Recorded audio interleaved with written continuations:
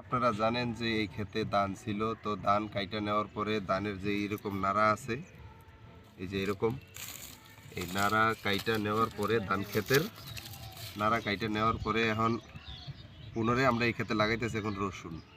আপনারা জানেন যে ধানের ভিতরে আর কি আমরা মরিচের যে বীজ আছে বীজটা ফালাইছি, এখন পুনরায় ওই একই জমিতে এখন আমরা রসুন রোপণ করব। যেমন এই যে রশি আছে, এই রশি দিয়ে আর কি সেন্টাসটা ঠিক রাখছি, লাইনটা ঠিক রাখছি।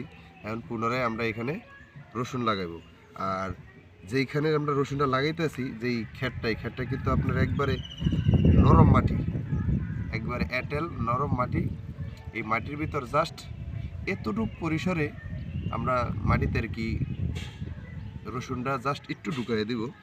তাহলে দেখা গেছে 1 সপ্তাহ থেকে 10 দিন পরে এখান থেকে খুব সুন্দর সতেজ গাছ গজাইব। তো চলেন